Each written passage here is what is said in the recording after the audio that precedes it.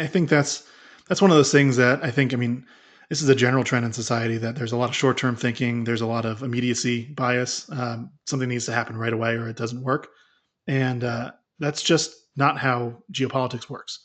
If you're talking to someone, especially on the left, you'll get, oh, we shouldn't be friends with the Saudis or whatever because they're evil and they do bad things to their population, and that's not great. Don't get me wrong. I'm not a big fan of human rights abuses like that, but if you're trying to figure out how do we advance American interests in this region, you work Yeah. with the people you have. I mean, if you look back, we were friends with Taiwan and South Korea when they were both essentially dictatorships, military dictatorships in the case of both. Right. South Korea, after the Korean War, was a military dictatorship for what, about almost 30 years before that was really overthrown by a popular revolution. And it was less a revolution than it was a reform movement. And that reform movement happened because America was there. We were helping South Korea remain stable and safe.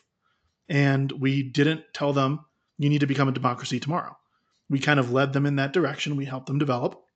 And then when they were ready, they become a democracy. And don't get me wrong, they're a bit of a mess. If you look at the number of South Korean leaders that have been in jail, it's more than you'd like, but it's more perfect than it would have been otherwise. And I think that's one of Yeah. those things that we kind of miss a lot now, where if a country is not perfect, we can't be friends with them, or we can't, use them to help us advance shared interests.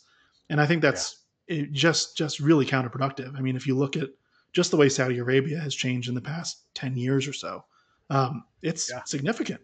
It's again, Yeah. it's not And perfect. It's not changing inevitable. tomorrow, Like, but right. yeah, it's moving the right direction. And America has always been such a beacon of, human rights, freedom, liberty,